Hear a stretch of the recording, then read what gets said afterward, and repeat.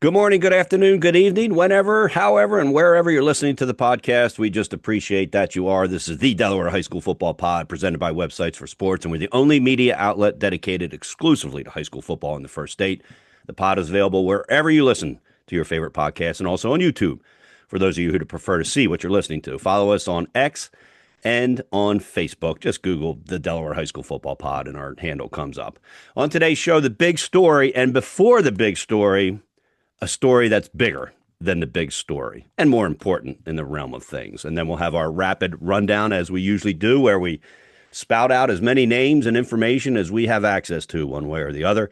We'll hand out several helmet stickers and a t-shirt to our Promotion Zone Player of the Week.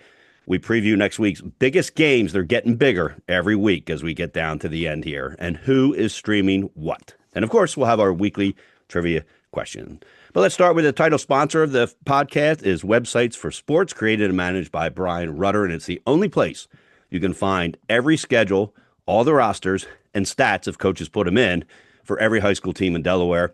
I've used this site since my kids started playing high school sports. I love the feature where you can pick who and what and which sports schedules you want to follow. Bottom line is, if you have a child playing middle or high school sports, or even if you're just a fan, it's the only site you can go. And we can't thank Brian Rutter enough for sponsoring this podcast since the start, since we turned this into a high school football exclusive podcast several years ago. So again, that's the Websites for Sports, websites, the number 4sports.com. And from there, you can click on to your favorite schools and set your alerts up and things like that. All right, Marty, we've got a big story, football related on the gridiron, but we have a bigger story. That's bigger than football. It's more about life, and I'm going to turn it over to you. Yeah, this was the Delcastle football community lost a beloved member of their family this week, Arvin Jackson, who was affectionately known as Coach Pop by the players. I live near Delcastle. I've heard of Coach Pop forever, and sadly, he passed away on October 16th. And I reached out to Coach Galloway about yesterday's game, and it actually turned into talking about Coach Jackson. And he sent me a great note, which I thought, instead of putting my own words, I'll just read the note that Coach Galloway sent me about what Coach Pops meant to them. He says, Coach Pops would always remind the kids that they're students first and then an athlete. When you're disciplined in the classroom, you'll have the same attitude on the field and in life. Stay focused out here and apply what your coaches are trying to teach you. He loved the kids and loved working with them. He was so encouraging to them and the coaches. Just 3 weeks ago, he was at the field watching practice, and when practice was over, he told the coaches, we have to keep teaching the kids and showing them the right way to block. And then he got out of his chair at 91 years old and showed us exactly what he meant. He could fit in no matter where he went. He said, Coach has been with us coaching high school and youth ball since he was 89 years old. And I mean coached, not stand around. He's a physical coach. These last 2 years, he didn't necessarily have the strength, but he still came to practice once a week, sat in his walker, and directed coaches and players from the top of the hill where he sat. And this guy was he was so loved by this community. And, Coach Galloway's been a fan of the show since we started this and a supporter. And I know he meant a ton to Coach Galloway and those kids. So rest in peace to Coach Pop, and a great member of the football community and somebody who was a great ambassador of the game, not just a guy who coached the kids on the field, but helped them in life as well. Yeah, the kind of guy you don't remember as a coach. You remember him as that man up on the hill who was coaching until he was in his 90s. And so our thoughts and prayers go out to the entire Delcastle community. Thank you, Coach Galloway, for sharing that with us. All right, the less than big story, since that is a tough story to follow. Marty, Separation Day here in Delaware is in June. This year, Separation Day in Delaware High School football happened on Friday night, at least in one of the classes. And we're going to talk about two games. I'm going to handle the majority of one since I was there, and Marty was watching the other one closely on Friday night when he was at home watching a variety of games. And that is Salesianum and Middletown separating themselves from the rest of the pack in Class 3A. In our opinion only. And this is this is bulletin board material for every other team, the other 10 teams in Class 3A. But we talk opinions. That's why we have the podcast, but some of it's subjective as well. Yep. And with Sally's dominating, and I couldn't find a stronger word, and I'm an Appoquinimink fan, and I'm the PA guy, dominating the Jaguars 49-0 from about play number 3 on. Is the first game we're going to talk about. And when I say play number 3, Sally's kicked off to Appoquinimink. And just when it looked like Sally's was going to dominate the game after, I think it was 2 plays, and it might have been 3, whatever it was, Desai Drummond hit Dom Montabell on a long bomb, one of the best catches you'll see all season, sprinting Dom, and Dom's not a tall guy. He might be Right. 5'10" tops. Reaches out with his hand as far as he can and grabs the ball with one hand. And again, this isn't a screen pass. This isn't a 10-yard one over the middle. This is Drummond probably threw it 40 yards in the air. And Montabell runs under it full speed. And by the way, you're not going to see a better catch. You're probably not going to see a great pass. I mean, he put this ball. Yep. If this ball's anywhere else, the defender probably knocks it away. Anyway, Montabell catches it. Place goes nuts. All of a sudden, everybody's thinking, man, this is going to be great. Score ended up 49-0. And as I said to somebody, and again, this is with all due respect to everybody on both sides of the teams, the score may not have been indicative of how lopsided this game was. And it's nothing against Appoquinimink. It was Appoquinimink's second loss. Sally's is just that good. At least on this night, they were that good. And I'm going to run down a couple things, and I know you got a couple of stats you threw out on Twitter about different ways that they can score. Yep. But here's how they scored. So after that long pass to Dom Montabell, Appo doesn't move the ball, and they set up for a field goal, which they have a good field goal kicker and field goal unit. Lincoln Neubauer's the kicker. Jay Burrell blocks the field goal attempt, scoops it up, and runs 70 yards for a touchdown. And all of a sudden, the stadium gets quiet. and you're wondering how Appo is then going to react. Well, they don't. Devin Hassan, 28-yard pass from Brady Knapp for a touchdown. Jet Healy, 4-yard touchdown run. Jet Healy, a 55-yard punt return for a touchdown, which, in my opinion, being there, was the play that sealed the game. And this was early. This wasn't in late in the third quarter. Just every bit of momentum was on Sally's side. But then it continued. Kevin McConaughey, a 33-yard pick six. So far they've scored on the run. They've scored through the air. They've scored on a blocked field goal, which technically I guess is a fumble recovery and a return for a touchdown, and a pick six. And then Jamar Taylor hauls in a 13-yard pass from Nab. Liam Sherlock, a 57-yard touchdown run. So now we've got a short run. We've got a long run. Aiden DeLucia was 6 of 7 on PATs. The one he missed was actually blocked. The defense had 4 sacks in the first half alone.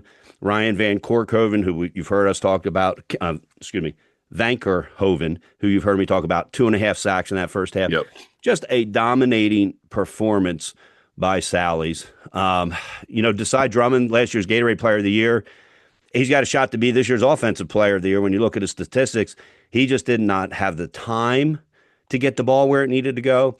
And the defensive secondary of Sally's shut down one of the best receiving corps, if not the best receiving corps in the state of Delaware, with Francis Drummond, Dom Montabell, Jasir Rogers, of course, and just a dominating performance by Gene Deladon and his Salesianum team, Marty. There's no other way to talk about it. And, again, I'm an Appo fan. My kids go to school there, but I've got to be objective. This isn't even subjective. This was watching a performance of a Sally's team that has separated itself now into what you and I agree is a 2-tier top. In about 10 days, we've gone from 5 teams in that top tier for the first time since we've been doing this podcast to 2. And the other one is Middletown Cavaliers, who beat Caravel rather handily, 28-7, probably in a game. And I'm going to wait on that and let you talk about that, whether that was even more lopsided than the score. But anyway, so the bottom line is we agree, and this is adding in that our third team, I think we would agree, would be Smyrna. Yep. Struggled to win against Caesar Rodney. And they've had a couple close games that if you're in that top 2, you're probably not in close games with them. And so, again, bulletin board material for Coach Mike Judy, who we like, and the Smyrna team, who we like. Yes. There it is. Coach, you're not in the top 2. Stick that on the bulletin board at practice tomorrow morning, Mike, and get your team. They'll be ready to go. Anyway, so the point being, separation day in Class 3A for sure. That Sally's game. And were you watching it, Marty, 302 had it. I know you were watching primarily Middletown, Yep. but I I assume you had I had it had on. three So, games going, but I did have it on, yeah. and it was like an avalanche started after that blocked field goal. And then you're right, when I saw Jet Healy's punt return, it was like you could just feel the stadium, the collective breath go out of that stadium, just like, oh boy, this is not good. And that boy, I wonder if you bet ESPN, I wonder what the odds were that Caravel's getting running clocked at halftime of Right. this game. I don't think, or You mean Appo, Appaquiddick? excuse me. Yeah. I don't think Appaquiddick has had that experience for quite a long time. Not since I've been there. Yeah. It was 42 nothing at halftime, which is insane. And, the second half, of course, went by rapidly. But with Appo's got a running game problem right now. And teams are starting to take advantage of it because they can sort of pin their ears back and either come after Desai or to concentrate like Sally's did on the receivers. And that's something they're going to have to get corrected. I think last week I said they had 250 yards rushing in their first game of the season against Dover. They've got about 250 yards rushing in the 5 games since. Right. So there's an issue there. Sally's is just every aspect of the game. They're dominating. This was their yesterday. That's their 12th non-offensive TD in 7 games.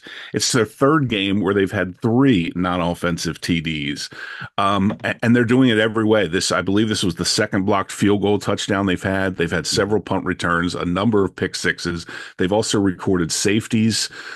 Their defense is just top shelf right now, and it's taking the pressure off the offense. I saw one play. This was late in the first half, I guess, but did an all-out blitz on Brady Knabb, and he just kept backpedaling until a receiver broke free in the end zone. And they just kind of calmly lofted it right to the middle of the end zone. It was one-on-one coverage, and it was an easy touchdown. And it just seems like he's gaining more confidence every week. That offense is, but it's enabled by that defense, which is just suffocating right now. So, clearly to me, Sally's and Middletown are 1 and 2, and we'll get to Middletown in a minute. But this was a just absolutely dominating performance by the South. Probably one of the more dominating performances we've seen at the 3A level in a while, again, between two contenders. Yeah, and from the running game standpoint for Appo, they might have had Daniel McConomy, one of the best runners in the state in recent history, and still not gotten any yardage. That's just the reality of it. But one of the reasons, to your point, Marty, of why they haven't rushed the ball as much as they did in that opening game against Dover is they haven't had to. Desai Drummond's been throwing the ball all over he wants, wherever he wants, and the receivers are getting it and scoring.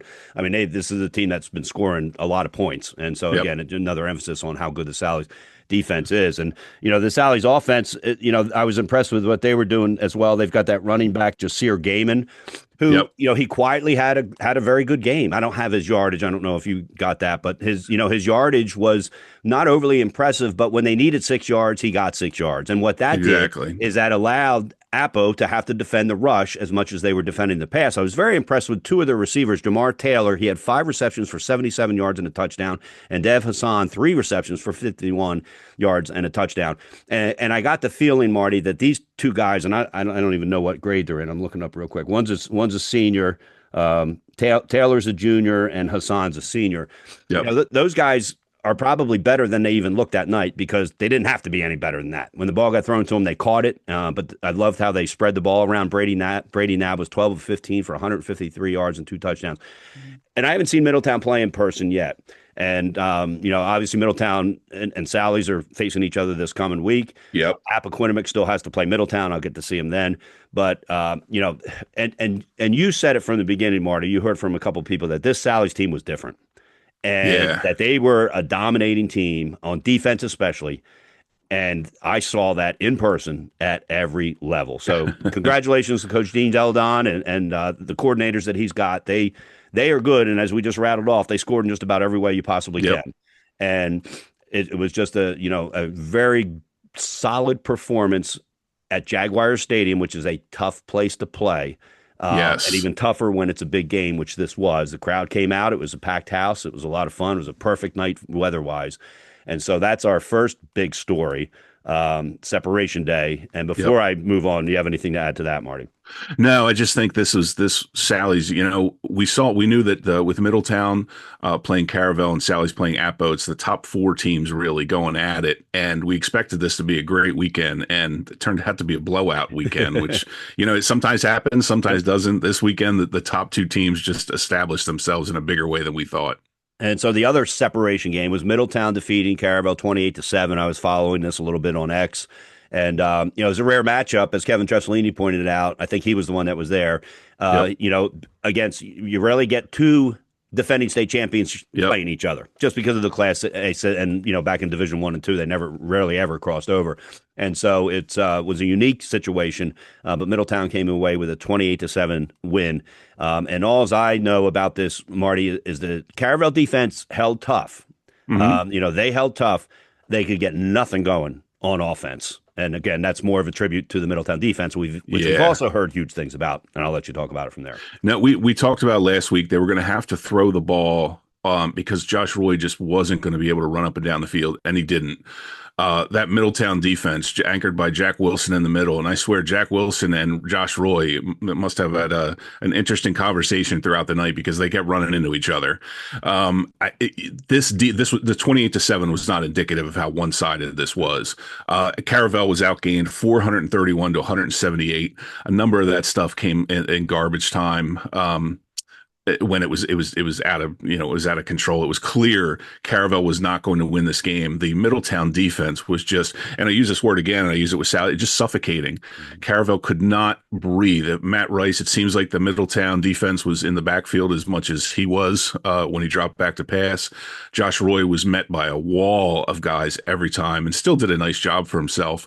He did end up with a 4-yard touchdown run, but they're starting to figure it out offensively. It seemed like offensively, Middletown was in kind of a rut. They weren't able to get too much going. If you look at some of their scores, they're struggling a little bit.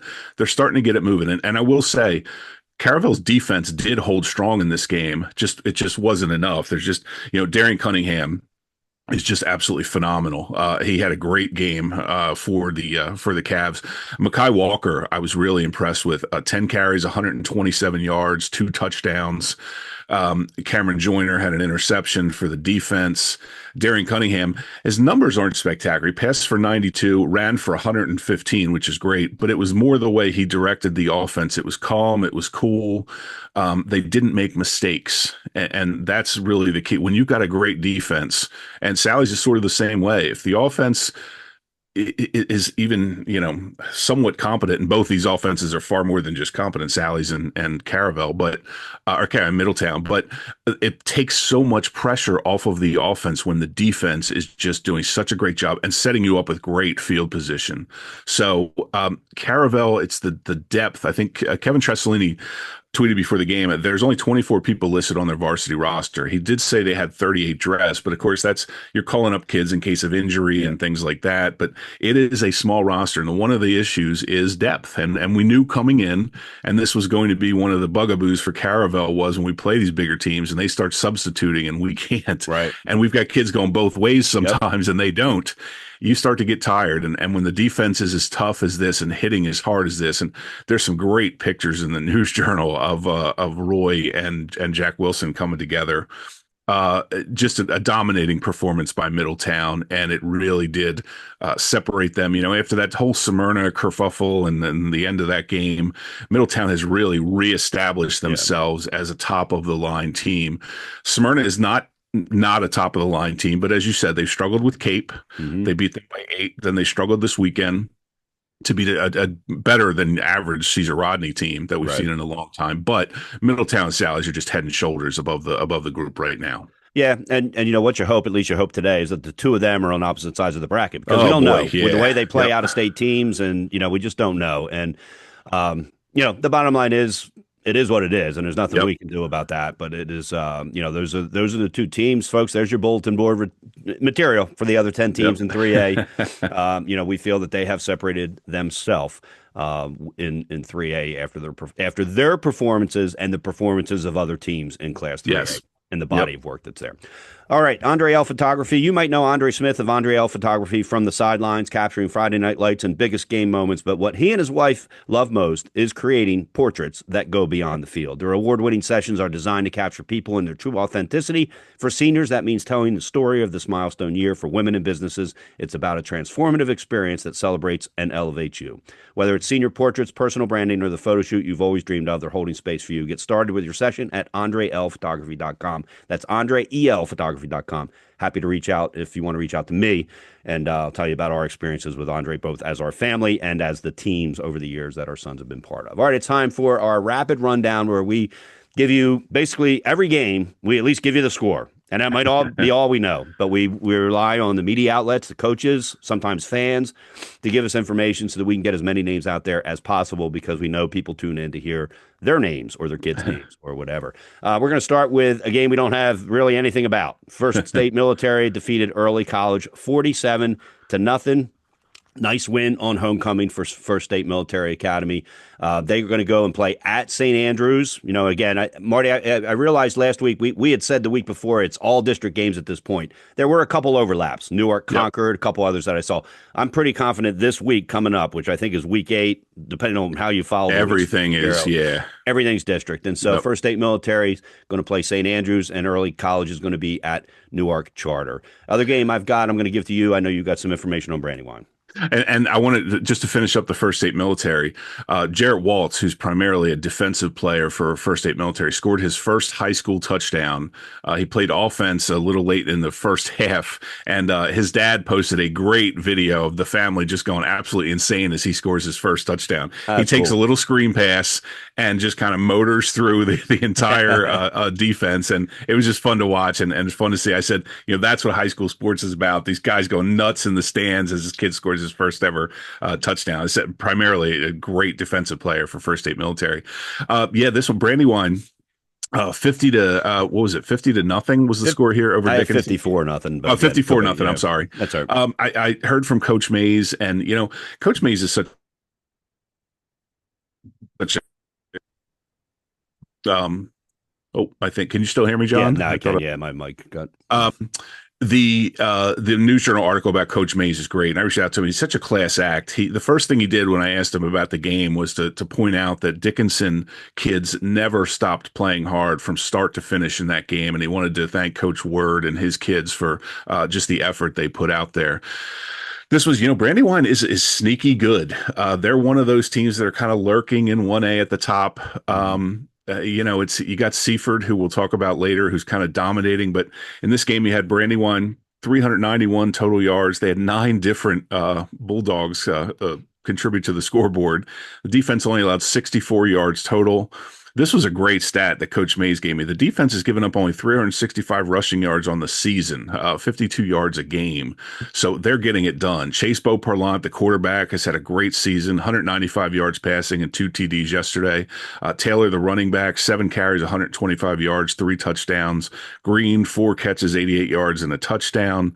They also had 2 safeties. Webb and Jackson recorded a safety each for Brandywine. So this Brandywine team, again, they're kind of quietly rolling along, and everybody talks about Seaford and Newark Charter, and we'll get to that game later.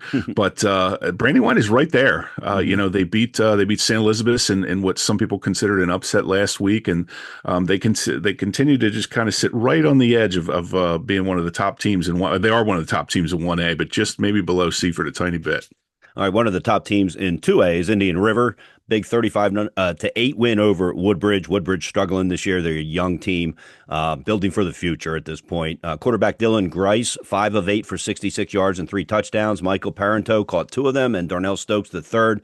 Devon Handy carried 13 times for 166 yards. You can do the math there, and 2 touchdowns. Brennan Luce led the defense with 12 tackles, and Ty Weber had 9. Ashton Brown had an interception and a fumble recovery, and Nolan Staniszewski recovered 2 fumbles. Christopher Alamilo was a perfect 5-on-5 on POTs. We always like to mention the kickers. It's the 16th win in a row for Indian River, dating back to last season when they were the 1A state champs, which basically sealed their move up to 2A. They're going to go to Sussex Tech, so not an easy game here. And I looked at what Indian River's got left. They've got at Sussex Tech. No gimme by any stretch of the imagination. Then they go to Delmar. Delmar's struggling, but any Friday night game in Delmar that they think they have a chance to win, especially if it's a local rivalry, which this will be, is a tough one. And then the big showdown at Lake Forest, a game that will be determined to determine who is in that top tier with Howard, which is up there by itself at this point. For Woodbridge, Tyler Eli scored the only touchdown, and Javier Chapman ran in the 2-point conversion. They're going to head to Delmar, and so a tough game for them. That's a big rivalry down there. So Indian River 35, Woodbridge 8. Our next game is McCain beating AI DuPont 46-8. There's a lot of confusion here. McCain accidentally entered this wrong on their I website know. Friday night. So Sean Green and I, a number of people were congratulating AI on the first win. And then I heard from Coach Matt Carey at DMA, who said, I reached out to some of my McCain friends, and I think you guys might have that backwards. So thank you to Coach Carey, because I did some investigating, found out it was McCain who got that win. Unfortunately, we don't have any stats for McCain. They went up 19-0 in the first quarter and just kind of cruised from there. Again, the definition for success for AI DuPont is basically finishing the season. So to that point, they're still getting a team out there every week, and they're still working hard. But this was a great win for McCain, who is still in that playoff hunt in 1A. All right, that takes us to Seaford, a team that is in the upper echelon in 1A for sure. Coach Glenn Phillips reached out to me. Their team won 33-7 over Newark Charter. A game Marty wasn't surprised with the outcome and not sure if it was as lopsided as the score might indicate. I also talked to Coach Jody Russell, and he had nothing but great things to say about Seaford, in particular the quarterback Vince Evans, who was one of our previous players of the week. But Coach Glenn Phillips, he called it a total team effort. Defense did great. The Stars did what they're supposed to do. An interesting quote. I haven't heard that quote before, but it is true. It is. If your Stars do what they're supposed to do, you're going to have success. And he didn't even tell me who the stars were. We know who a couple of them are. Yeah. But the bottom line, and the players know who the stars are. It's no secret. When a coach says that, you know whether they're talking about you or not. And it doesn't matter. But I just thought that was interesting. Total team effort. Defense did great. Stars did what they're supposed to do. Vince Evans had 4 touchdowns, 1 passing, and 3 rushing. And just a great performance for them. They have off this coming week, then they're going to play early college. And so, the challenge if you're Coach Glenn Phillips is keeping your team sharp over those next 2 weeks. One, when you're not playing, little chance to recover, and one where the game is probably not going to be the type of competitive game you want to play late in the season, getting ready to head into the playoffs. With all due respect for early college, it just is what it is. For Newark Charter, Chase Kennedy passed to Damon Sanders for the Patriots' lone score. Caden Anderson had 5 catches on the day. Coach Russell told me they had a lot of offensive penalties. They did. That certainly didn't help.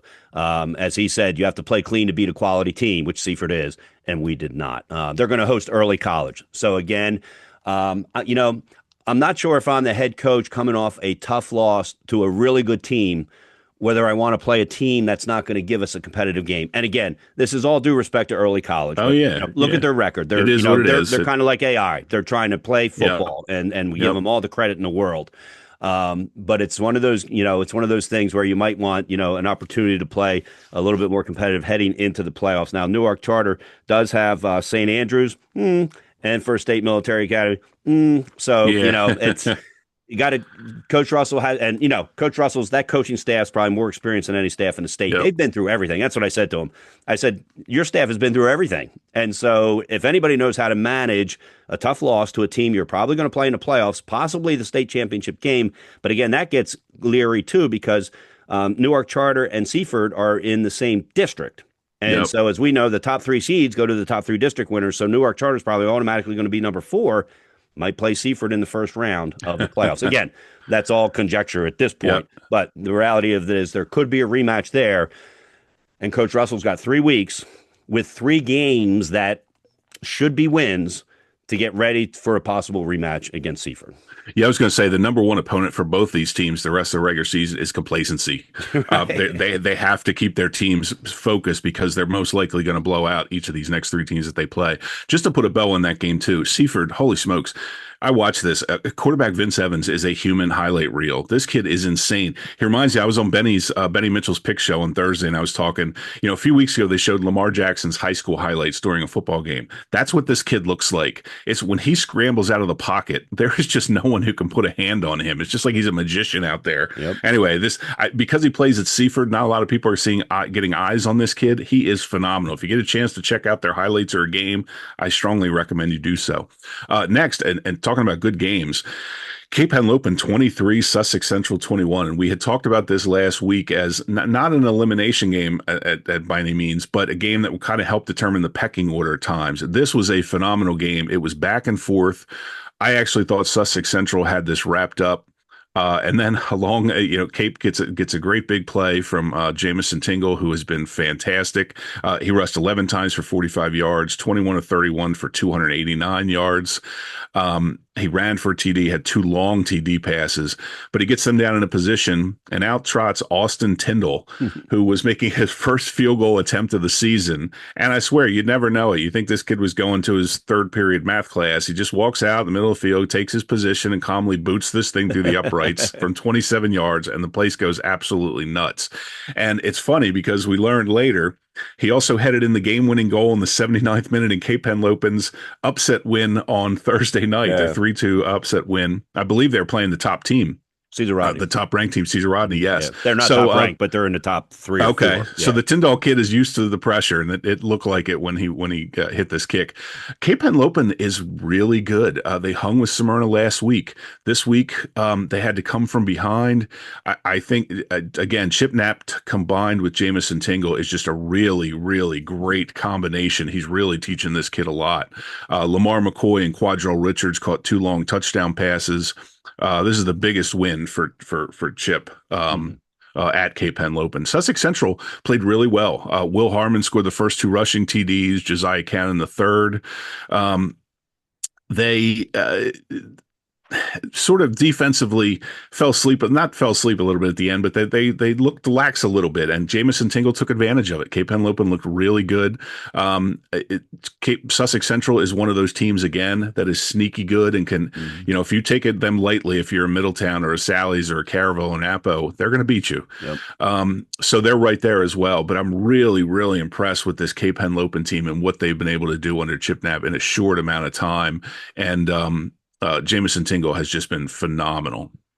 Cape's going to head to Dover for their first of 3 winnable games to close out the season. And Sussex Central, they're going to host Caesar Rodney, a winnable game by sure, and one they really have to win, Marty, because then they travel to St. George's, tough place to play on a Saturday, and then they host Smyrna. So Sussex Central, if you look on paper, you're thinking they're going to be 1-2 at best. They certainly can't be 0-3. And like we've talked about, they could be 3-0 under John Wells. He's always got his team ready to play. And you know what? Smyrna, Cape, or Sussex Central, one of those is going to be the number 2 seed in the state tournament when all is said and done. Right. So, you're right. There's a ton left to play for both of these teams. That second, the District 2 in 3A is wide open right now. All right, athletes and students of all ages, unleash your potential with the Win the Day Planner, your key to building winning habits for a lifetime. This planner was put together by a local longtime wrestling coach and teacher, Dan Rigby, who has nearly 2 decades of experience teaching and coaching students of all ages and abilities. Wrestling is where he got his name down there. The Win the Day Planner is dedicated to helping students, athletes, and coaches reach their full potential. It combines essential tools for success, from goal setting and scheduling to mindfulness and habit building. It's the ultimate tool for students, athletes, and coaches to track progress, set goals, and achieve greatness. The program is used by teams at all levels, including college, throughout the country. And get this, it's now free to all teams at any level in the state of Delaware. That's right, free. That's how successful this has been, is that they've come to a point where they can afford to make it free for teams in Delaware. Get your print or digital copy today and check out all of their products at winthedayplanner.com. That's winthedayplanner.com. You can also reach out to Dan and talk about getting your team the free things that they are offering. It's a terrific program. I have the book, and it's just a wonderful asset for anybody. All right, Caesar Rodney and Smyrna. Smyrna wins this game 22-17. Closer, Marty, than I think either of you I thought it would be. Yep. Caesar Rodney's having a better year than they've had in recent years. But Smyrna, we had in our top 3. Yep. Or let's say our top 5, which is what it was a week ago. Right. But still an impressive performance. Drew Marks threw 3 touchdown passes, 2 of them to Phoenix Enriquez, who's an all-state athlete last year, and no reason to think he wouldn't be this year, and 1 to Maurice Kilgore. Marks completed 15 of 25 passes for 242 yards, with Henriquez pulling in 6 receptions for 104 yards. It was a good old-fashioned Henlopen Conference game. Yeah. Just now taking place in 3A District 2. For Caesar Rodney, they had not won a homecoming game since 2019. They're going to have to wait another year. They had the ball with under a minute to play, but no timeouts, and they weren't able to convert it. And so CR moves to 0-2 in the district after starting out 4-0, non-district games in the season. and dropped their third straight. Jackson Timmons carried the ball 16 times for 55 yards, had 2 touchdowns. Brody Hinkle had a 22-yard field goal and a 60-yard punt. Pretty impressive. You don't see many Yeah. 50-plus punts in Delaware high school football. Quarterback Quinn DeVere completed 11 of 22 passes for 167 yards after missing last week's game, which we talked about with a rib injury. As we just mentioned, Caesar Riley's going to head down to Sussex Central. I don't want to call it a must game, Marty, but it's getting close to must game time. Caesar Rodney, after that, they've got to play Cape and Dover. So winnable games, certainly, but you'd love to get that one down at Sussex Central. For Smyrna, they host St. George's, and it's homecoming at Smyrna. One of the most festive homecomings you'll ever be at. And I always say this, every class creates, it's like the Rose Bowl parade. They create a float. And I forget the rule, and somebody can let us know, and I'll correct it next week. Is whether everything's got to be in paper or something like that. It's all homemade. They spend weeks putting these together. Oh, yeah. So after the game, the homecoming game, they put all 4 of these floats out front of the school, and they're on display basically for the month. And so if you're ever in the Smyrna High School area and you got 5 minutes, it's 3 miles off of Route 1. Take the detour off and go and check those out. So just a great thing. So Smyrna moving in the right direction win-wise. Just a closer game than we thought against Caesar Rodney. We'll see how their season finishes up here, starting with St. George's next week. And then we moved to Lake Forest and Milford. This is the battle for the bell. When I was on Benny's Pick Show Thursday night, I made the joke that my prediction was that the battle for the bell would turn into the beatdown from hell. It did. You texted, it was. You put that on X. I think I did. I saw that too. Yeah. It was, and this is no disrespect to Milford. This just had the feel of Lake Forest. Just kind of feels like a team of destiny, kind of like Seaford this year. And unfortunately, they've got Howard in that same division, so you never know what's going to happen. But I'd love to see that matchup at some point. Lake Forest just completely did what great teams do, and that is take teams that are struggling a bit and put them out very quickly. They immediately went to work, rushed up and down the field. Jack Parson continues to be, I think, one of the most undersung players in the state at the quarterback position. 4 of 6, 4 completions, 140 yards and 3 touchdowns. And these, I was joking on Benny's thing. Every time Josh Webb sends me these stats, it's like a kid has 2 carries for 3,000 yards and 9 touchdowns. And I joke about that because these kids, it's such an unselfish offense. So many different kids carry the ball, but it's not many times. Isaiah Wright, 38-yard touchdown run and 19-yard touchdown reception. Demarion Ross, 5 carries, 134 yards, 2 touchdowns. Dominique Hall, 5 carries, 82 yards. AJ White caught a 60-yard touchdown. Navon Pierce had a 25-yard touchdown reception. On defense, it's the same group of guys that always is. Avon Fuhr, 11 tackles. Ja'Kai Hodnett, 8 tackles. Lincoln Peeler, 7 tackles. They've won 5 straight in the Battle of the Bell, and they just look like a team. At Class 2, it's Howard, Lake Forest, and Indian River, and none of those teams did anything this week to suggest that pecking order is changing. All right, next we have DMA beating Polytech 21-3. I was impressed with a solid game DMA put together. Quarterback Isaiah Muhammad returned to the lineup after an injury suffered against Glasgow way back on September 6th. So good to see him back. Good for Matt Carey to get his starting quarterback. He ran for a touchdown and passed for another. Chris Keller caught a touchdown and rushed for another. On defense, Isaiah Rice had an interception to help preserve the win. For Polytech, they scored on a Grant Coleman 29-yard field goal. So again, lots of field goal kickers, Marty. You know, every team seems to have one. Sophomore quarterback Halim Edwards completed 19 of 34 passes for 139 yards. Deuce Moon, I like the nickname there, had 4 tackles, and Isaiah Bullock also had 4 tackles and recovered a fumble. Polytech's going to play at Odessa. Odessa coming off a loss, we'll talk about next, actually, or 2 games from now, to Red Lion. And so Odessa in a situation where they don't want to get another loss in the district, certainly, if they're going to contend in there. Polytech struggling in 2A this year. Again, we've talked about them. They lost 20-some players last year from a team that did well in Class 1A. For DMA, they're going to host Red Lion. This is a big game teaser for games to watch when it's time for that segment. If DMA wins, they should win the district since they've already defeated St. Mark's. And so Red Lion still has to play St. Mark's. But anyway, it's an opportunity for DMA to really put themselves in the driver's seat for that District 2 in Class 2A and that automatic bid that comes with it. I'll take the next one real quick. Howard defeated Tower Hill 50-14. Don't have any information on either of them other than Howard's continuing its march to an undefeated season. They do play Archmere in Week 10. So unlike a couple of the teams we talked about before, Dan Ritter still has a game on his radar. Not that they aren't all on his radar, they are, but they've still got at least one really competitive game left in Archmere that had a big win down in Laurel this week. For Tower Hill, they host Mount Pleasant. The Green Knights are struggling. An opportunity for either of these teams to pick up a win. Turn it over to you, Marty. And by the way, that Howard Wilmington Friends game is on a Thursday night where Dan Ritter just seems to love to play, and they do so much damage on those Thursday nights. You get to watch it before the NFL game because most times the game is over by halftime. Hopefully, Friends will put up a fight and we get a decent game there, but you never know. Yeah. Red Lion, this one shocked me, John. Not the result again, because I think this was a toss-up game. Odessa and Red Lion for kind of the pecking order. It was two teams that were having a really good season, got off to slow starts. Odessa was blown out in their first game, so was Red Lion. But they hadn't lost since. And Red Lion did have one loss, I think. But Evan Budinger, I keep waiting for week after week for him to bust out. And he sort of did this week, 7 of 8, 184 yards and 3 touchdowns. So he made those passes count. I thought this was going to be a close game start to finish, and Red Lion just kept piling it on and piling it on. And Frank Burton, who local fans will know around here, William Penn days, was following this game and just kept posting pictures of the scoreboard like, uh-oh. It just kept getting more and more out of hand. This is a huge, huge win for Ken Anderson and his kids. Again, Budinger, 3 TDs, rushed for a 4th. Judah Barber, who we mention every week. It seems he has 3 TDs every week. He had 3 on that evening. Landon Badley caught one of Budinger's passes. Raheem Spencer caught 2. Barber finished with 150 rushing yards. They pointed out a great effort by the defense. Badley had 10 tackles and 3 sacks. Sincere Warren also had 10 tackles. I love that first name, Sincere, by the way. J.R. Montgomery, 11 tackles and 2 sacks. They're at DMA, which talked about that's going to probably be a game that determines a district winner. Yep.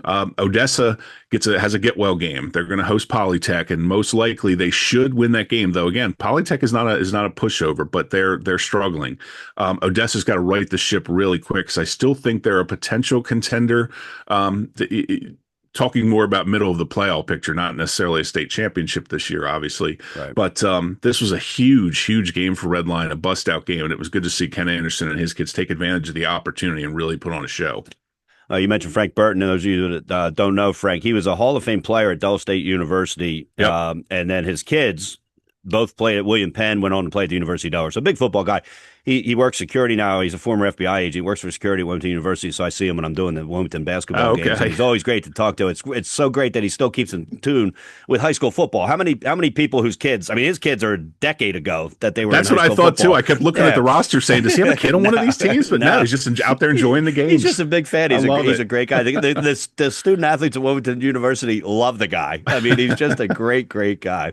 All right, next we talked about Del Castle in a sad sort of way to kick it off, but they defeated Charter of Wilmington 34-19. Do you have any stats from Del Castle? You know what? I don't, and I'm just sitting here thinking, of all this conversation I had with Coach Galloway, I forgot to ask for the statistics. Unfortunately, we don't have anything.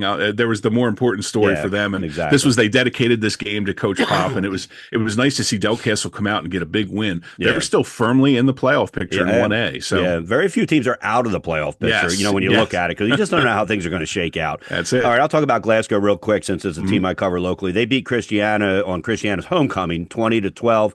Christiana led this game early. I was watching. I had 4 screens going, and they were one of them, and I was paying more attention to the Newark game.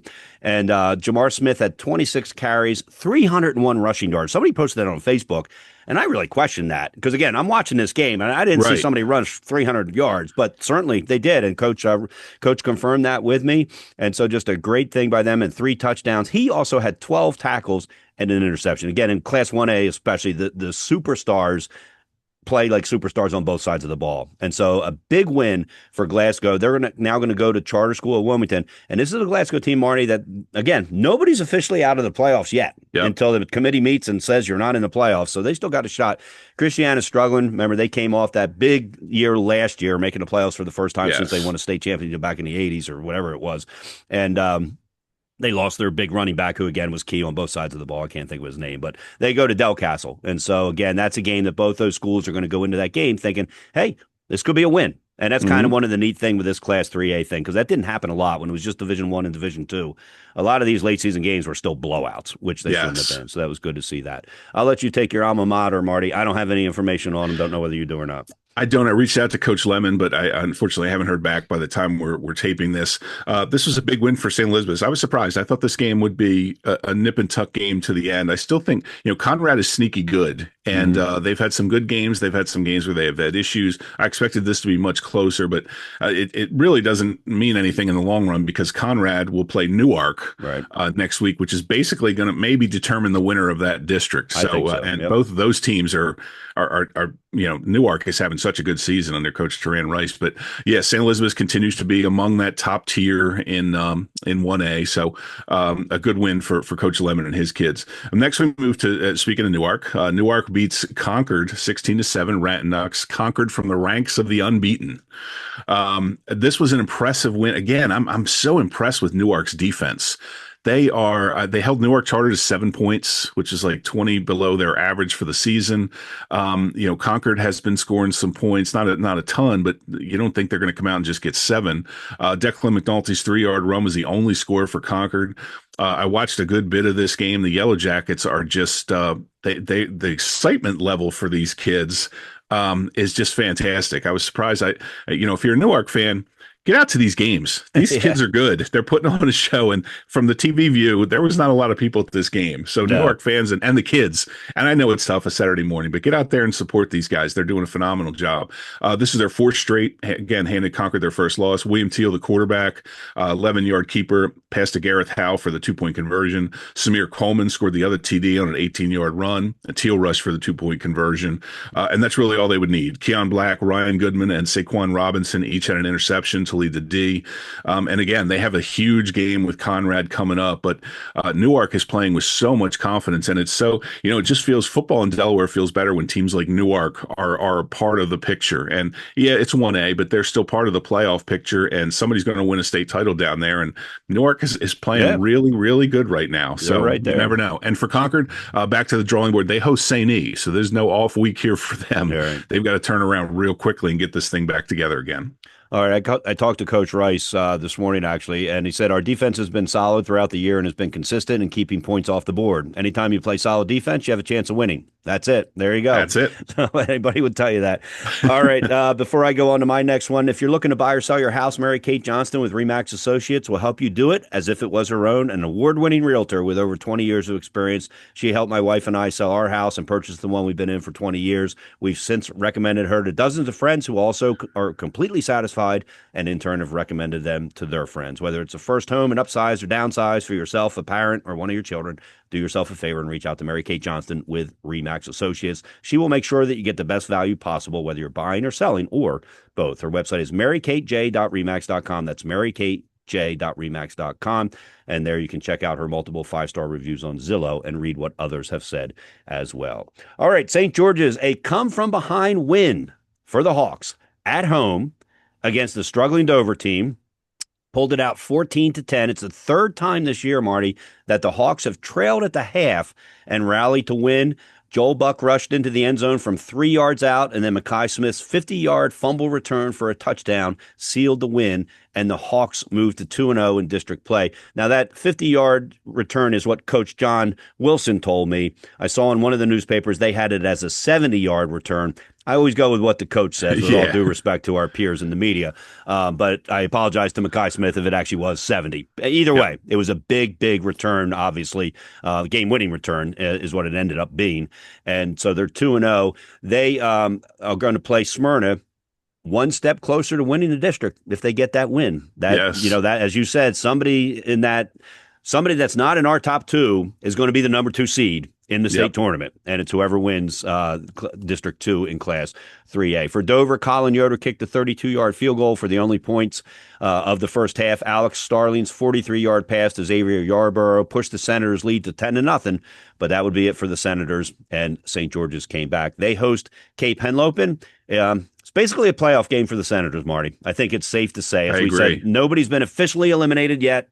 Nobody's officially secured a spot yet, so to speak, but it is getting to that point for Dover where they can't afford another loss and expect to be one of the top 8 teams that are in the tournament. So that's where we have it for that. And again, St. George's, I always refer to them as the Michael Myers of Delaware football. They're down 10-0. They look dead. All of a sudden, they rise back up and they win the game, and you can't count them out of anything.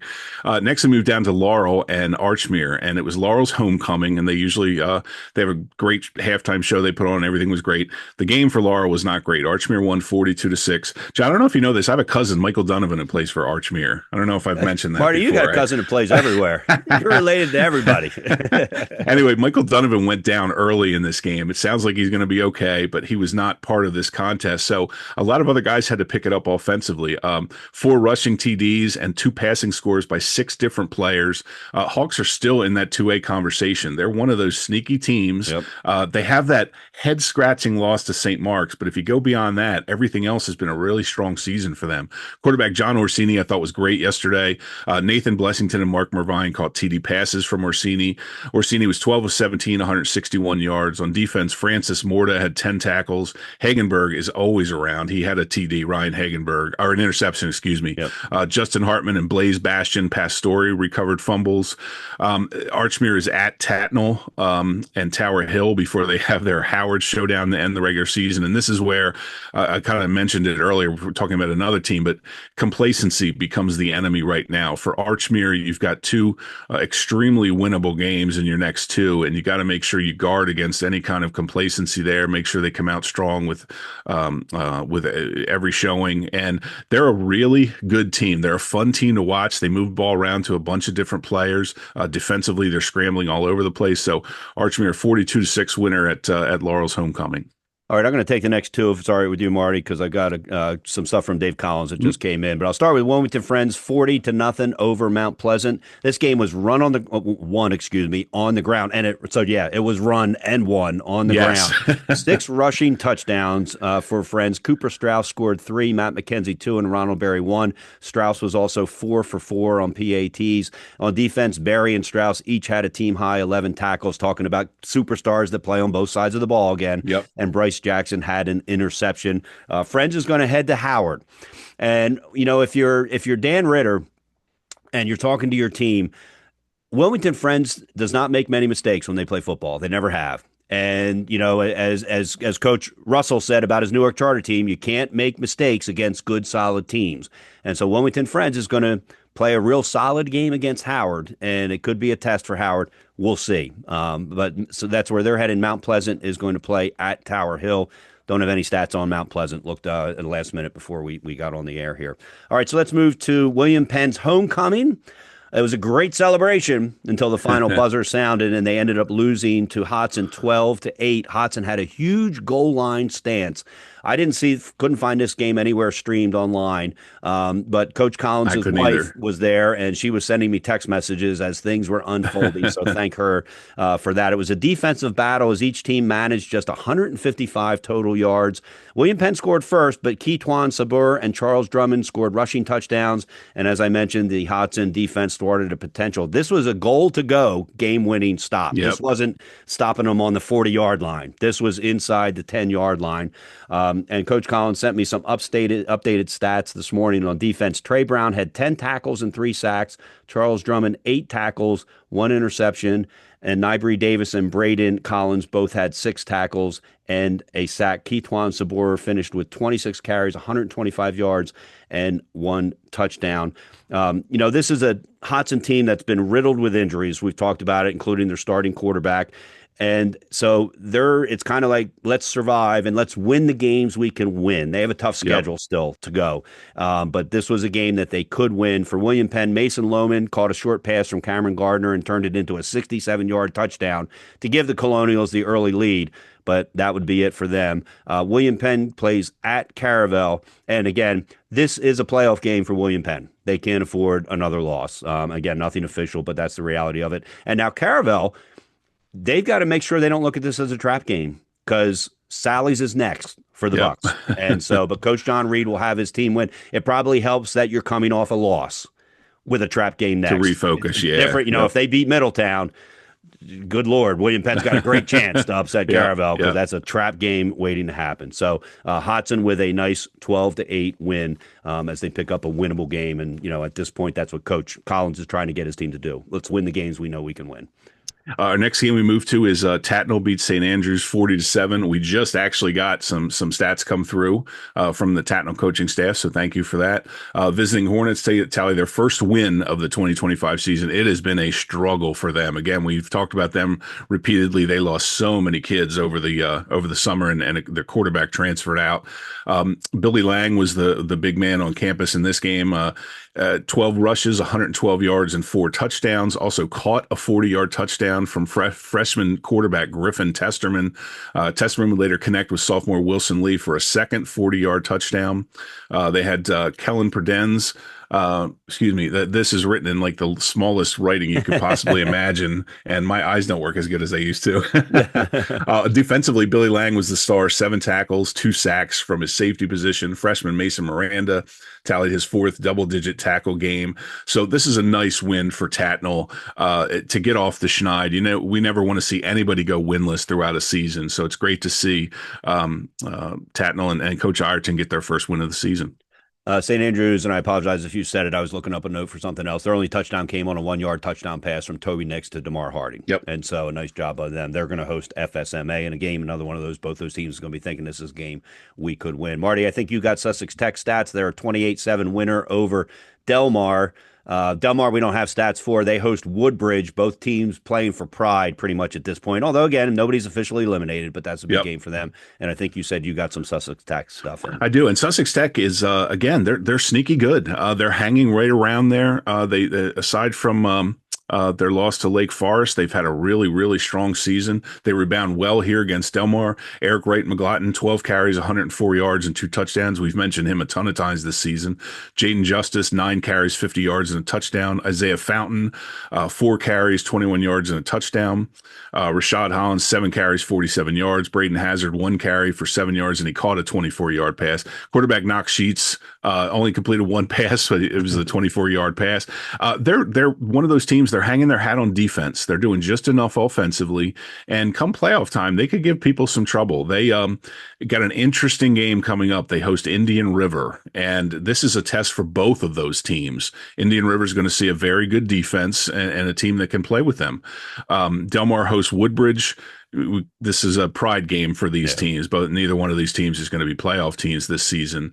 But nice win for Sussex Central or Sussex Tech to keep this going, the Ravens. And thank you to Coach Brad Ellingsworth for getting the stats in at just under the wire before we started recording the pod today. So appreciate that. Yeah, for those who, we appreciate everybody gets us the stats. We usually record at 9 o'clock on Sunday mornings. And so don't be afraid to shoot us stats at 9:30 if you wake up and you haven't done it yet, as Coach Collins just did. And I got some from him. That's right.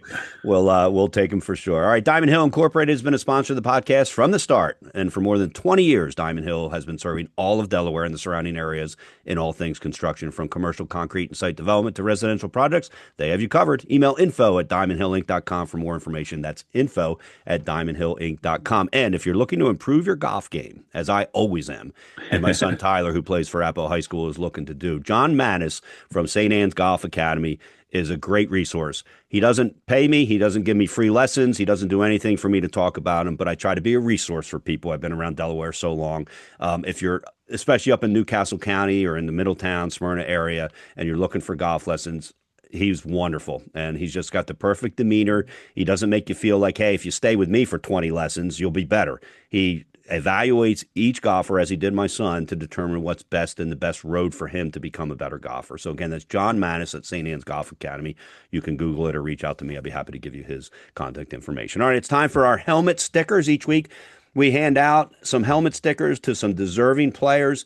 And I'll reemphasize, sometimes if you've already gotten a helmet sticker, we might not give you one even though you have great stats for it. We're trying to get as many helmet stickers to people as possible. And as we tell you, when we send them to your head coach and the little slip that we put in there, don't put them on your helmet. Because if you do, you're basically an ineligible player for promoting a product, which is this podcast. And so we've made them a size that we think is perfect. It can go on the back of your phone. It can go on your tablets, anything like that. Just don't put them on your equipment when you're playing in football games, please. And again, that's how we do it, is I will send it to your head coach and ask them to forward it or get it to you during practice or whatever. I'm going to start, Marty, down at Cape Henlopen. Austin Tyndall's 27-yard game-winning field goal. This would have been impressive no matter what. Yep. The fact that it was his first field goal attempt in a game makes it even more impressive. And you mentioned he did also have the game-winning header against Caesar Rodney Yep.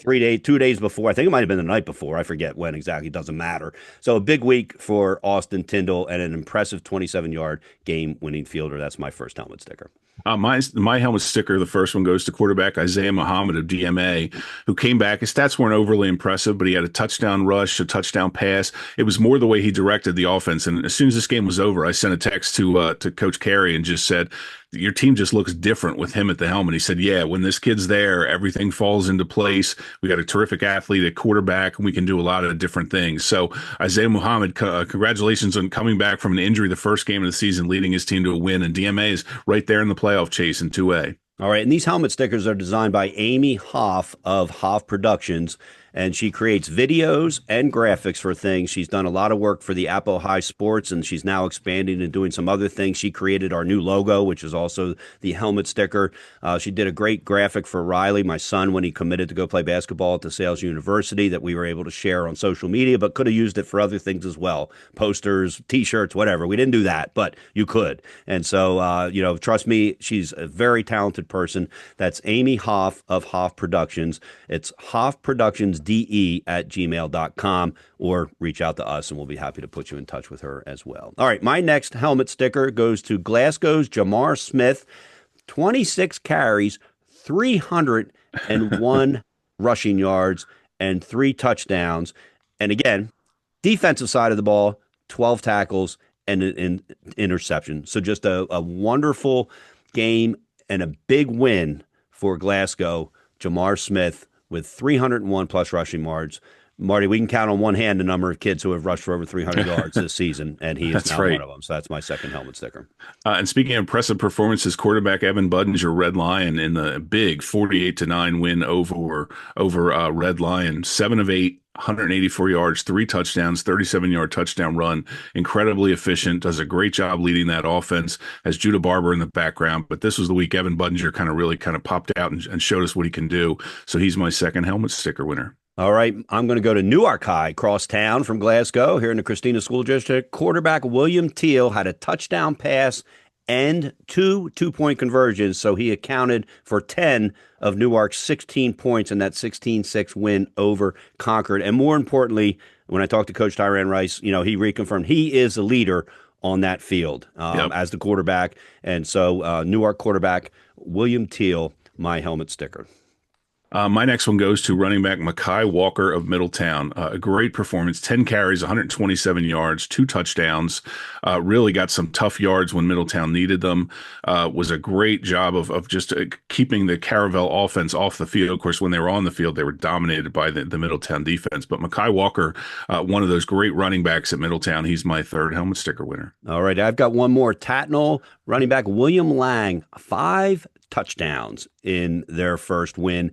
And, when I first saw that, I was wondering, hey, are these 5 touchdowns from 1 yard out 5 different times? That's not the case. The shortest was 5 yards. The longest was 40, and he had 3 others in between. So a great job by Tatnall's William Lang. He's my final helmet sticker. Do you have one more, Marty? Or was that you know what? I don't have a helmet sticker for this guy, but I wanted to shout this guy out. Brian Chase. He is the play-by-play guy for Milford on Chicken 101.3 in Southern Delaware. That is the name of the station. They're Chicken 101.3. They call him the Rooster. Mm-hmm. He is phenomenal. If you and I are old school guys, we can sit there and listen to a game on the radio and just see everything in our minds. Sean Green and Brian Chase are 2 of the best there is at this. Brian, when he was doing this game, I've been following. That's how I've been getting the Milford scores, by the way, is following his broadcast. He does it by himself, and for the most part, and is always great. Down and distance, score repeatedly. You have everything is up to date. I just love listening to this guy. So I reached out to Chicken 101, and I was like, I got to know this guy's name. Who's doing these games? It's Brian Chase, who responded and said, hey, thanks for the shout out and the kind words. Oh, cool. It's something he loves doing for Milford. So if you get a chance on a Friday night, night and you're tired of watching stuff for a little while, or you want something different, go to Chicken 101.3 when Milford has a home game and listen to Brian Chase. And now the great thing is you can listen to any radio station no matter where you're at online. That's right. You don't have to be Yep. sitting in the Milford parking lot to do that. Yep. So good deal. All right, it's time for our Promotion Zone Player of the Week. Whatever, wherever, and however you want to promote your organization, product, or anything else, Promotion Zone can help you make the right decisions based on your needs and your budget, whether it's apparel, pens, coffee mugs, or something out of the ordinary. Promotion Zone is your one-stop shop for all your branding needs. Celebrating their 16th year in business, they're located right here in Delaware. So you're working with people who understand the value of hometown business relationships. Check them out on Facebook at Promotion Zone DE or on their website at promotionzone.biz. Promotion Zone, the swag folks since 2009 for all your branding and apparel needs. Promotion Zone will send our Player of the Week a t-shirt so that they can wear it proudly and tell people they were named the Promotion Zone Player of the Week on the podcast. Marty, I'll let you handle this week's. For this week's Player of the Week, we're going to Broom Street. Jet Healy. Excuse me. I love the name, by the way. Jet Healy, yeah. Especially when you see this kid running. My goodness. Right. He's got some serious speed. Jet had a 55-yard punt return TD and a 4-yard TD run. The 55-yard punt return just completely took the air out of that stadium. It was kind of like the fork in Appo at that point. Game over. He's done it all season. He's had 2 interception return TDs. This was his second punt return TD. He scored touchdowns in other ways. Every time I look somebody from Salesianum or a fan from somewhere else is like, man, this Healy kid is really good. He is really good. And we watched him in person, or you watched him in person. I got to see him on TV. So Jet Healy is our Promotion Zone Player of the Week.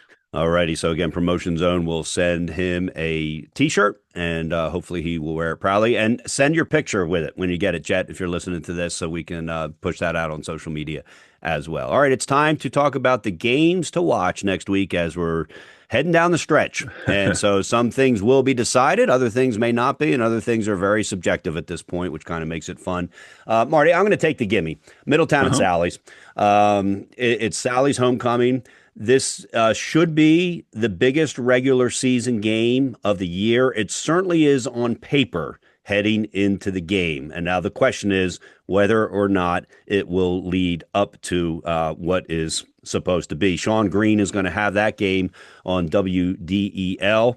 And so if you can't be there, you can listen to it. And they're the Sally's TV guys, for lack of a better term. They do a live WSAL. stream. So you can go see it on WSAL as well. But that's going to be a huge game. And, it's one of those games you hope lives up to the hype. Yes. Time will tell whether or not it does. But certainly leading into that game, it's a huge game. And it's funny because remember, Salesianum blew Middletown out last year in this game and then got off to a blowout start in the championship game before Middletown turned things around and walks away with the state title. It's a rematch. You never know with these two. I'm going to go a little bit further down the radar, and I'm going to go Saturday, 11 a.m., Newark and Conrad at Newark High School. And because this is most likely a battle for a district championship for one of the top 3 seeds in the tournament, Newark has had an incredibly good season under Teran Rice. The things he's done there is just amazing what he's done in such a short time. And Chet Walters at Conrad, I still say they're a sneaky good team. They compete with some good teams. They've had some good wins. They've had some head scratchers, but this is a really good battle for what is potentially a district championship.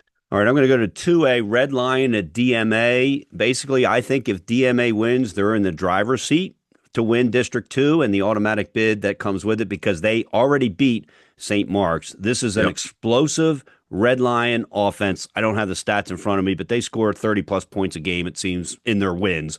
And they've won the last 4 or 5 games they've played. And DMA, Matt Carey, he'll have that defense ready to play. And so Red Lion at DMA on Friday night is going to be a good game to play. Red Lion has won 5 in a row. Just looked it up. DMA has won 2 in a row. One of those games against St. Mark's, who I kind of consider the third team in that mix in District 2. So Red Lion at DMA is my other one. My last one is, again, a Saturday morning game, 10:30 a.m. at Concord, and it's Concord hosting St. Elizabeth's. And I just think coming off of their first loss, Concord, we're curious to see what they look like, who they really are, what they're made of. St. Elizabeth's is getting back on a roll after the loss to Brandywine. They had a really nice win this weekend over Conrad. Both teams are looking for playoff positioning, but I think this is a really good kind of measuring stick game for Concord to see where they are at this point. All right, so those are our games to watch. Who did you have any more, Marty? I should have asked. No, You. that was No, it for me. okay, and I had two that you had, so that was good. We agreed on those. All right, who's showing or broadcasting what? I already mentioned Sean Green will have Middletown at Salesianum, as will WSAL, the Sally's radio station. I think you can Google that on YouTube. I think that's Yeah, probably it's where that Sal's is. TV or something like Something like that. that. Yeah, Yeah, Google yeah. it. You can find it. And probably a link on websites for sports also. 302 Sports Guys, Glenn Frazier has St. George's at Smyrna. That's going to be a good game. And Benny Mitchell has CR at Sussex Central. Another good Yeah. game. So, what's cool is, everybody's broadcasting or airing games that people are interested in. Yes. Delmarva Sports Network, which is a paid subscription, but very, very cheap. If it's cheaper than going to the game actually for the month. Laurel, Lake Forest, and also they're down as Middletown Sally's, and I'm questioning that because they usually preserve the rights to that. Sally's for policy has always been Yeah. exclusive to their WSAL in-house network, but I guess we'll see what we see. We'll see. Yeah. Either way, you'll be able to watch it on one of Yes. those two, and that's the most important thing. Yep. All right. So that's who's going to be broadcasting where and when. It's now time for the Marticelli Restaurant Group trivia question. Marticelli Restaurant Group owns the Chesapeake Inn, Klondike Kate's, and La Casa Pasta. All three restaurants are terrific. My wife and I, they're always in our top choices to go to when we go out to eat. And each week's trivia contest winner will receive a $50 gift card that can be used at any of the three restaurants. The great thing about Delaware, Marty, is even if you live in Seaford, at some point you're going to be in Newcastle County for something, probably an away game, and want to go out to eat somewhere. And those are great places. Signature crab cakes and other fresh seafood at the Chesapeake Inn, right on the canal or on the C&D Canal. Homemade pastas and seafood specialties at La Casa Pasta, and Klondike Kate's up on Main Street on campus is famous for their cheesesteak, egg rolls, and nachos. We can't thank the Marticelli Group enough for supporting our podcast and in turn supporting high school football here in Delaware. Marty, the floor is yours. Last week, the question was, who was the coach last time Lake Forest won a state title? And I believe it was Bill Eisenbray. I can't find, I do this every week. I forget that I have to talk about last week's. I'm going to put your mother in charge of organizing the trivia question after she picks the winner. Earl Biddle was our winner this week, and Earl's been sent his gift card. So congratulations to Earl. For this week, we're going to go. This question is compliments of Sean Green. He threw this out there, and I loved it. This week we heard one of the big talks was Caravel and Middletown were playing each other, and it was the first time in a long time that two teams that won a state title the year before met. So for this week's chance at a Marticelli Group gift card, when was the last time the two state champions, and I'll give you a hint, we're going back to Division I, Division II days, right? The two state champions met each other on the field the following year. So the question would be, I should make it you'll give it away. It'll give it away. The question is, so the year, I want the year that the two teams played each other after they won the state title. So it was two defending champions, the D1 champion, the D2 champion, and they played each other the following season. What year did they play that game? Get your answers to us by Wednesday night at 8 p.m. The best way to do it is through our email, which is delhsfootball@gmail.com. That's delhsfootball@gmail.com. You can also send it to John or I's Twitter accounts or our Facebook accounts, but just have your answers in by 8 p.m. Had a good number of answers to our question last week. So every now and then we get a question and we get very little answers. And I think, okay, I got to dial this back a little bit because I'm going too deep into, how I like to get into the well with some of these things. Let me see real quick. I just wanted to see if I could find, and of course I can't find it. I wanted to see who it was Bill Eisenbray was the answer, the Lake Forest coach. I just wanted to make sure I got his name correctly. Never heard of him. And Earl Biddle was our winner. Yeah, me neither. And Sean Green is officially ineligible. Yes. To give an answer for this week's contest. That's right. As much as he would probably love to go to one of those three restaurants. So. And so is Glenn Frazier, who probably called this game. Probably. Probably called that game. So, all right. That's going to do it for this week's episode. Special thanks to our sponsors, the Marticelli Restaurant Group, Promotion Zone, Diamond Hill Incorporated, Mary Kate Johnston with Remax Associates, and Dan Rigby, author of The Win the Day Planner, Andre L. Photography, and Amy Hoff of Hoff Productions, and of course the presenting sponsor, websitesforsports.com. If you're a sports player, parent, or fan, it's the only website with a schedule of every high school team stats and more. Don't forget to follow us on X and Facebook, and please like and share our podcast to help us spread the word about the wonderful sport of high school football. It's crunch time, Marty. Heading down the end here. It's going to be a great few weeks. Until next time, for Marty Sheehan, I'm John Buzby. Have a great sports week.